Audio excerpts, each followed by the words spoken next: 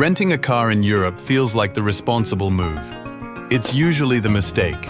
Narrow medieval streets built centuries before automobiles existed, parking fees that rival a hotel room, and fines for driving into historic centers you didn't even know were restricted. That's what actually waits at the end of most European rental agreements. Meanwhile, a solo traveler with a transit pass and a decent pair of shoes glides straight past all of it.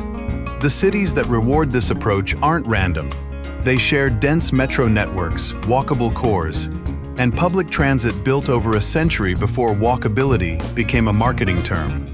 You don't need a car in these places. You barely need a map. Today on the Travel Tribes, we're counting down the 10 easiest European cities to navigate without ever touching a steering wheel. Let's get into it. Number 10. Vienna, Austria. We open with Vienna, home to one of the most efficient metro systems on the continent. 5 U-Bahn lines crisscross the city with trains arriving every 2 to 4 minutes during the day, a frequency so reliable that locals rarely bother checking a schedule at all. The historic center itself, the Ringstrasse, is almost entirely walkable, a wide circular boulevard connecting the Opera House, the Palace, and the Cathedral, in a loop a solo traveler can cover on foot in an afternoon. A single 72-hour transit pass covers trams, buses, and the U-Bahn without a single additional ticket purchase. For a city this grand, Vienna asks remarkably little of its visitors, just a pass and a willingness to walk. Number 9. Copenhagen, Denmark. Number 9 is Copenhagen, a city that treats the bicycle as seriously as most cities treat the car. Dedicated bike lanes run alongside nearly every major street, physically separated from traffic, meaning a solo traveler on a rental bike is safer here than in almost any other capital in the world. For those who'd rather walk, the city center is flat, compact, and dense enough that Nyhavn, Tivoli Gardens, and the Palace District all sit within a 20-minute walk of each other. The metro runs fully automated, driverless trains around the clock, meaning a traveler landing at 2 a.m. can still reach the city center without waiting for a morning schedule. Copenhagen doesn't just tolerate car-free travel.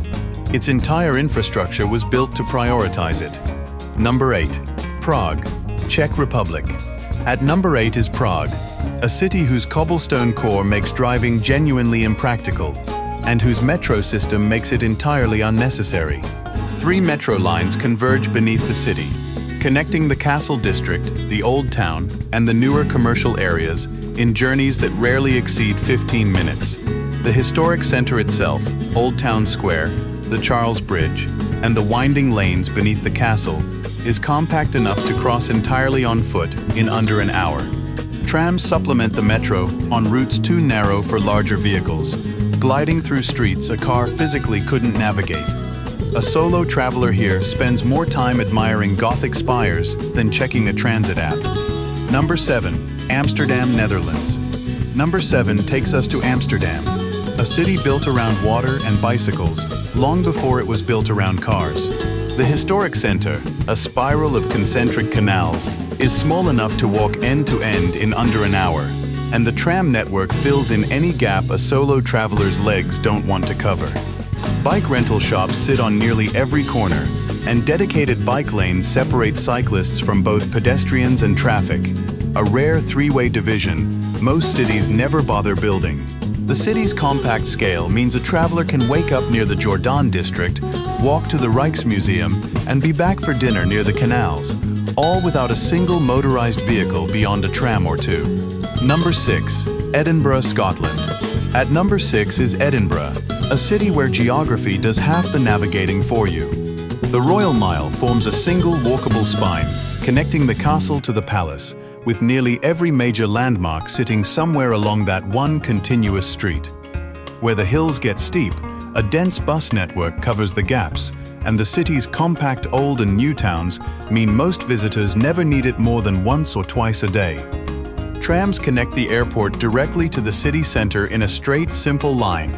No transfers, no confusion. A rarity among European airport connections.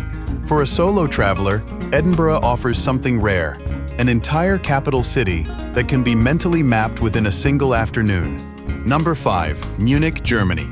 We move into the top 5 with Munich, a city whose transit system is so integrated that a single ticket covers the U-Bahn, S-Bahn, trams, and buses interchangeably. Trains arrive with German punctuality, often within a minute of their scheduled time, removing the guesswork that plagues transit in less disciplined systems. The historic center, Marienplatz outward, is fully pedestrianized, a wide car-free zone where beer halls, churches, and markets sit shoulder to shoulder. The airport connects to the city center via a direct S-Bahn line running every 10 minutes, meaning a solo traveler can land, board a train, and be standing in the central square inside 45 minutes without a single transfer. Number 4. Lisbon, Portugal. Number 4 is Lisbon, a city built across 7 hills that turned its terrain into a transit advantage rather than an obstacle. Historic yellow trams climb grades a car would struggle with, while a network of funiculars and outdoor elevators handle the steepest inclines entirely on their own. The metro connects the airport directly to downtown, and the compact scale of neighborhoods like Alfama and Bairro Alto means most days unfold almost entirely on foot, punctuated by short tram rides when the hills get steep. Lisbon rewards a specific kind of traveler, one willing to climb, but repays that effort with views a car would never let you see anyway. Number 3. Barcelona, Spain. At number 3 is Barcelona, a city engineered on a strict grid in the Eixample district, making it one of the most intuitive cities in Europe to navigate on foot. The metro system runs 11 lines deep beneath the city, dense enough that no major landmark sits more than a short walk from a station. Las Ramblas and the Gothic Quarter are almost entirely pedestrianized, wide walking boulevards where cars are the exception rather than the rule. A single T-Casual travel card covers 10 rides across the entire metro and bus network, cheap enough that a solo traveler can move across the whole city for less than the cost of a single taxi ride. Number 2. London, England. The second easiest city in Europe to navigate without a car is London, home to the oldest metro system on Earth, still one of its most extensive. The Underground's color-coded lines cover the entire city so thoroughly that most residents plan their apartment hunt around proximity to a station rather than a road. Above ground, the iconic red buses fill in every gap the tube doesn't reach, running so frequently on major routes that missing one rarely costs more than a few minutes.